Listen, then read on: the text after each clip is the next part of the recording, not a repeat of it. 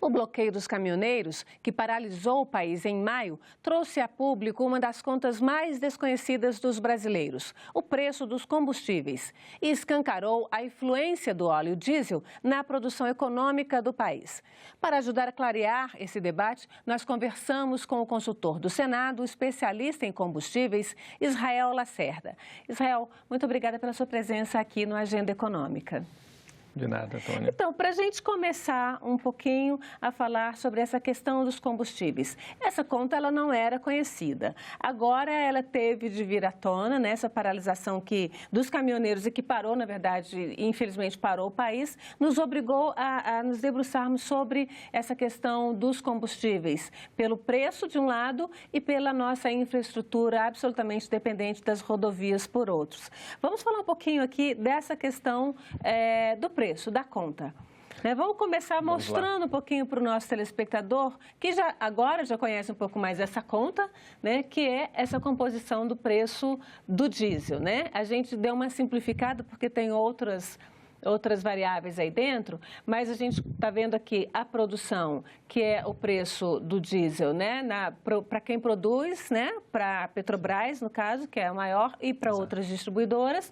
A questão dos tributos, que aqui é o único lugar onde, de fato, o governo pode mexer, e a gente chamou aqui de distribuição, ou a parcela de distribuidor, mas também a parcela de revenda dos postos, né? Como é que é? Tem outras coisas embutidas aqui, né? Você pode clarear isso um pouquinho para a gente? Podemos sim. Bom, é um assunto que é um assunto intrigante, porque ele mexe no bolso do consumidor, ele mexe na economia, é uma das bases da logística do país, então o preço do diesel acaba tendo reflexo no preço dos outros produtos a jusante, né? Bom, o preço que nós colocamos como produção é aquele preço do diesel vendido pela Petrobras ou por outro importador, a parte que é importada, enfim, aqueles que ofertam dentro do mercado diesel ou na porta da refinaria ou no porto para as distribuidoras que fazem o papel de encaminhar isso para os postos de combustíveis. Então, uma boa parcela disso acaba ficando, no caso, para a Petrobras. Isso a gente tem um gráfico em 2008, que isso representava 60% do preço do diesel. Isso tendeu a se manter mesmo em 2012, com o nosso... a segurada do preço do combustível que foi realizado no governo anterior. E atualmente, mesmo com a disparada, isso ainda representa uma grande parcela de 57%. Isso é interessante, né? Em 2012 foi segurado o preço, mas em 2008 a parcela da Petrobras, e a gente coloca aqui, era maior ainda do que agora em 2018, e os preços eram menores. Exato. Isso a gente tem o preço de venda que não reflete o preço de custo. Não significa que a Petrobras tem um custo que chegue a esse percentual. Sim, aí está incluído tudo, custo e lucro, né? Custo e lucro, lucro exorbitante, ou então o lucro da parte importada, que também existe, mas é o principal fator que pondera o preço do combustível hoje no país. A gente tem basicamente um monopólio no refino, né, um quase monopólio de fato na produção de petróleo que é encaminhado para o refino e uma importação que é majoritariamente feita também pela estatal com alguns agentes que já estão fazendo essa importação também, mas que não é significativa. Então, toda essa oferta de combustível, ela é basicamente da Petrobras, né? Aqui tem uma parcela que a gente falou que é a questão do biodiesel na Petrobras, só para a gente clarear um pouquinho. O biodiesel, ele é acrescentado, é uma forma que o governo encontrou de estimular os combustíveis renováveis, né? E, de certa forma, de reduzir mesmo o uso do combustível fóssil, faz parte aí do nosso compromisso de redução do aquecimento global, né? Você falou uma coisa interessante que eu achei curiosa, você falou no lucro, às vezes, exorbitante da Petrobras, né? A gente tem outros mapas que a gente vai mostrar depois, né, exatamente esse valor, o que a Petrobras ganha em relação às outras. Mas sim, hoje, do que a gente poderia dizer que dessa parcela aí é lucro? Bom, no caso da produção, isso deve custar entre 60 e 90 centavos a produção do litro do combustível no país. Então, nós temos uma parcela aí que varia de 150% a 200% em relação ao custo de produção, né? Isso considerando o preço internacional ou uma margem a mais de arbitragem que a empresa faz. Bom, mas além do preço de venda da Petrobras, nós temos 3 ou 4 itens que também são importantes no preço. Os tributos federais, que aí nós temos a contribuição de intervenção no domínio econômico, a CID, combustíveis, PIS/PASEP e COFINS, que são os federais, né? São federal, que é exatamente o item que foi modificado pelo governo, é a parcela que ele tem para, primeiramente, para se custear ou para atenuar essa alta do preço. Então, toda a alta do preço que a gente acaba vendo, ou os 46 centavos que foram prometidos, a margem que o governo tem para trabalhar está nesses 13% ou 11%, como era em 2008, 9%. O que a gente percebe, então... É que aumentou mesmo o tributo, né? Então, que o tributo aumentou de duas formas. Aumentou no preço relativo, então nós tínhamos em torno de 10%, 11% como tributo federal, isso aumentou para 13% no caso do diesel. Então, o governo federal aumentou seus ganhos e no absoluto também. Então, o combustível ele quase dobrou de preço, então o governo também teve um aumento mais do que o dobro em relação... Porque tem duas formas de lucro, né, de cobrança, tanto em cima do preço do litro quanto o percentual. E o percentual não dá para a gente dizer que é um reajuste pequeno, é mais de 30% de reajuste de impostos, né? Exato. E no caso do Estado, a gente se refere à parcela do ICMS, que é o principal imposto estadual. Praticamente 75% da arrecadação estadual é do ICMS e boa parte disso é em cima de ou combustíveis ou energia elétrica, né? Vamos falar um pouquinho de distribuição e depois a gente volta para essa questão dos tributos lá nos estados. Claro. Vamos falar um pouquinho de distribuição, que na verdade que engloba a distribuição e a venda no posto. Também teve aí um ganho grande de 2008 para 2017, né? Era 14% e 21%. Não dá para dizer que é pequeno também. Exato. Todo mundo ganhou, exceto o consumidor. Nós tivemos um aumento da margem, uma margem implícita. Como o mercado é livre, esses cálculos são feitos por aproximação, considerando os dados que você já tem da refinaria, os impostos e o preço final ao consumidor. Então, entre esses itens, o que tem aí é o faturamento ou da distribuidora ou do revendedor, do posto de combustível. Eles também aumentaram a sua parcela, mas isso não foi colocado exatamente para o debate. Então, quando a gente viu que a refinaria não aumentou o preço, mas o posto teve um aumento significativo no pico da greve, isso representou um aumento do seu faturamento, do seu lucro. Quanto disso aqui de distribuição a gente pode dizer que é lucro do distribuidor e do revendedor? Porque eles costumam dizer, a gente tem lucro de centavos por litro. Mas centavos por litro em milhões de litros? Exato, é muito. Isso variou de 20 a 60 centavos. Isso de 2008 para 2018, isso tem uma certa variação. Mas nós poderíamos aproximar algo em torno de 10 centavos, um pouco a mais, um pouco a menos, o que teria de ganho a mais nessa parcela que nós colocamos aqui como distribuição e revenda. Então, algo em torno de 10, 15 centavos de lucro a mais do que você tinha há 10 anos atrás para essa parcela. Que era de 20 centavos, cerca de 20 centavos. Cerca de 20 centavos. Então, esse lucro quase dobrou em 10 anos. Exato. Isso é implícito, não tem um dado preciso, mas é assertivo dizer que eles aumentaram o seu faturamento. Essa estrutura de composição do preço aqui a gente está falando especificamente de diesel, mas ela funciona, ela é mais ou menos igual para a gasolina. Essa estrutura, ela tem parâmetro na estrutura internacional? Todo país cobra mais ou menos dessa forma? Tem variação, mas não necessariamente cobra dessa forma. Alguns países têm uma tributação até mais alta, principalmente os países mais envolvidos, exceto os Estados Unidos, por motivos ou para que a matriz tenda a migrar para uma matriz mais limpa, ou seja, encarecendo um produto que seria o poluente, o emissor de gases do efeito estufa, ou para se financiar, ou para tentar mudar a sua matriz para uma matriz com carros elétricos, mas não como no caso do Brasil, em que você tem, para os estados, uma fonte grande de financiamento em cima do ICMS. Vamos mostrar então o mapa dos estados que a gente colora um pouco, mas pode continuar, só enquanto isso a gente troca o mapa. Bom, isso nós estamos tratando do ICMS do diesel. Isso. Esse ICMS, nos últimos anos, ele aumentou em pontos percentuais em alguns estados, mas ele basicamente variava de 12% a 18% do preço do combustível, né?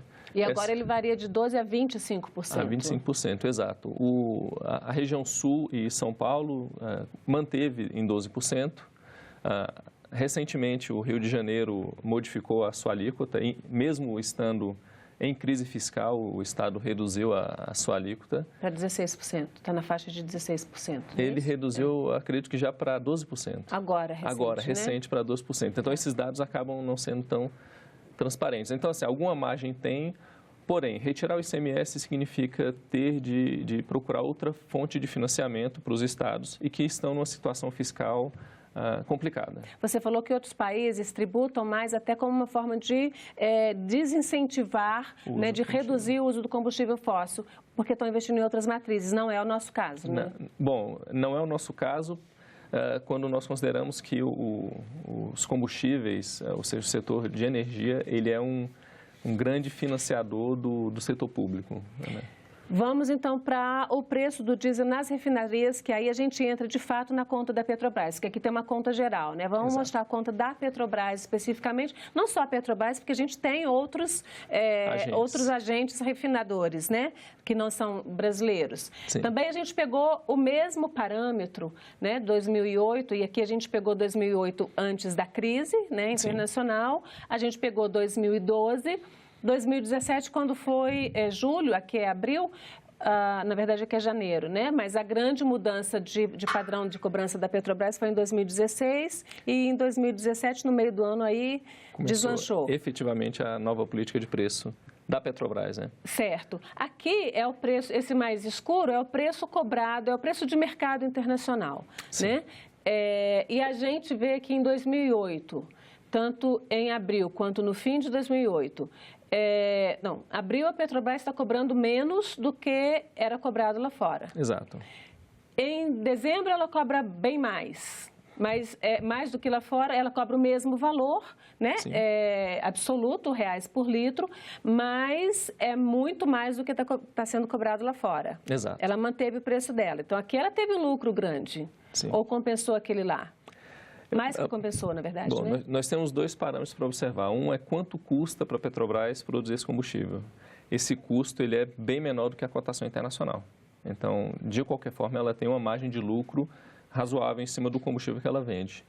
O outro parâmetro em um mercado de commodities, um mercado tradable, você tem a possibilidade de importar combustível e tender a ter esse preço internacional.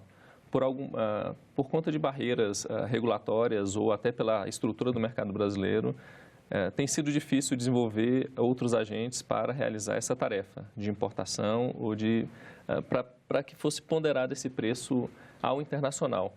2008 a 2012, o que nós tínhamos até meados de 2010 era uma espécie de média móvel em que o preço era reajustado no médio prazo, tal que por um período, se a Petrobras estivesse cobrando um preço menor do que a cotação internacional, isso seria compensado posteriormente. Isso ajudava para ter uma previsibilidade. Então, é mais ou menos o que aconteceu aqui, né? Aqui ela cobrou menos, aqui ela cobra mais, embora para nós tenha sido mantido o mesmo preço, mas aqui ela compensa um com o outro. Exato. É isso que ela vinha fazendo antes. Exato. Aqui também fez a mesma coisa, mas o reajuste não era esse reajuste constante que a gente teve. Reajuste quase semanal, né? Não era um reajuste dessa forma. No período do governo Dilma Rousseff, o preço tendeu a ficar sempre abaixo da cotação internacional. Foi um período em que a Petrobras estava tendo, chamamos de um prejuízo, se pudéssemos, um prejuízo potencial, né? Porque ela poderia vender isso no mercado internacional ao preço internacional, mas ela vendia aqui dentro por um preço menor. Além disso, ela importava também era mais. Mas o custo era menor para a produção. O custo de produção da Petrobras aqui é muito menor, né? O custo de produção ele é um custo menor porque ela é verticalizada. Ela não compra tanto petróleo para refinar. Mas ela importava muito combustível. Nós consumíamos muito combustível e ela comprava por um preço maior e revendia por um preço menor. Isso sim era prejuízo para a empresa. Isso acabou corroendo o lucro da empresa. Passado esse período, nós tivemos essa nova política de preço, isso em meados de 2016, mas ela realmente foi mais efetiva a partir de 2017. E agora, em 2018, a gente tem um outro mapinha aqui de reajuste, um outro gráfico, onde a gente mostra aqui de fevereiro, né? De fevereiro a maio. Né? Ao pico da crise. Aí esses reajustes constantes da Petrobras. Sim, isso em reais por litro, mas no caso do diesel nós tivemos também uma mudança implícita, isso é uma política da empresa, isso não significa uma política do governo federal ou do Ministério de Minas e Energia ou do Ministério da Fazenda, que no diesel a Petrobras cobrou constantemente acima da cotação internacional. Uma margem pequena, mas sempre acima da cotação internacional. Então, estava sempre lucrando mais do que estavam lucrando as outras petroleiras no mundo. Ela estava lucrando a mais do que seria o preço de referência, né? Ou seja, na verdade, o consumidor estava pagando a mais do que se ele comprasse no mercado internacional e trouxesse para o Brasil. Só que a gente não tem quem faça isso. A tendência seria desenvolver, mas é difícil você competir quando você tem um mercado quase monopolista, né? Então, assim, você tem um mercado quase monopolista na produção de petróleo, no refino é só a Petrobras e na distribuição é um oligopólio. Então, nós temos 4 empresas que dominam quase 80% do mercado. Então, a cadeia é muito verticalizada, é difícil a entrada, é muito caro para alguma empresa tentar entrar para competir. Quando você fala em cadeia verticalizada, só para a gente explicar direitinho, ou seja, a gente tem uma empresa grande que faz de tudo, se fosse um tecido, ela plantava o algodão e entregava a roupa pronta. A roupa pronta, costurada e ajustada, seria isso. Entendi. É o caso da Petrobras no petróleo. Ela vai da prospecção até a entrega do combustível na frente com a BR Distribuidora. Exato, com a BR Distribuidora e com os postos associados da bandeira BR, então seria do posto ao posto. Independente do governo que nós tenhamos tido, ele foi mais ou menos estatista nesse ponto. Então, ainda que nós tenhamos tido uma série de vendas de ativos da Petrobras, ela continua sendo verticalizada. Certo. Não vamos entrar no juízo de valor aí, porque é uma questão mais complexa. Mas aqui, a Petrobras chegou com esse reajuste de 2,11, 2,5, 2,37. A Petrobras errou a mão, pesou demais, se a gente pensar no poder aquisitivo do brasileiro, na cobrança desse combustível? Provavelmente nós no futuro nos debruçaremos sobre esse assunto e poderemos chegar a essa conclusão que a Petrobras errou a mão. Mas por que ela errou a mão? Em um mercado totalmente livre, em que você não tem barreiras de entrada de competidores, ela teria ali uma margem de em torno de 20 centavos que ela estava cobrando a mais do que o preço internacional. Isso já foi um motivo para que se tivesse atenção, pelo menos, do governo federal. Quando a gente projeta isso para o consumidor e o efeito que tem esse preço sobre o imposto que é cobrado sobre o preço. Então, se ela aumenta o preço, o restante da cadeia vai aumentar também. Se ela faz o reajuste semanal, então um caminhoneiro que sai de uma ponta do país, demora uma semana para chegar na outra, ele não sabe exatamente como que ele vai prever o seu custo, né? E num país de uma renda não elevada como o Brasil, chegaremos a isso. Ela errou a mão e, por fim, nós não temos esse mercado competitivo. Então, é o ônus e o bônus do monopólio. Ela acaba tendo de pensar na sua posição no Brasil, ou seja, o mercado consumidor é um ativo para a Petrobras, de como ela vai conciliar ambos os interesses da empresa e o interesse dos consumidores do país. E no meio, os governos estaduais e federal querendo arrecadação. Nessa conta aí, nessa mudança de política da Petrobras, quem você avalia que ganhou, quem você avalia que perdeu? Bom, a Petrobras perdeu por ter errado na mão, ou seja, o mercado não volta naturalmente, ou seja, as semanas que o país ficou quase estagnado, isso vai ter um impacto na produção. Ela vai ter de repensar naturalmente, o governo federal vai ter de repensar quem ganhou. Se pudéssemos colocar hoje alguém que ganhou com isso, foi o consumidor. Os outros agentes perderam. O consumidor ganhou como? Se ele pagou um combustível caríssimo e ficou parado? Ele ganha na medida em que ele aprende que ele pode ter voz, que ele pode ter voz nesse jogo de tubarões, né? De grandes petroleiras, de um governo centralizador, ele passa a ser um agente. Ou seja, talvez se a política de preços não tivesse sido tão brusca, isso não teria acontecido. O brasileiro não teria acordado para ver o tamanho do problema. Não teria acordado, não... Então, o ganho é quase que político. O ganho é quase que político, mas para a economia do país foi um desastre. Ou seja, o país tinha um ritmo de crescimento, começou a não ficar tão bem e com essa greve de 10 dias, basicamente jogou fora uma boa parcela do ganho que vinha obtendo. A gente pode pensar em um PIB menor no fim do ano do que estava sendo projetado, com certeza, né? Naturalmente um PIB menor. Você falou aqui nessa questão aí desse acordar, né? A gente está falando o tempo todo de diesel porque é o que conta em toda a cadeia produtiva do país, mas a gente tem o combustível, né? Tem a gasolina, que não se fala nesse momento de uma possibilidade de mudança na política para a gasolina. Como é que fica isso?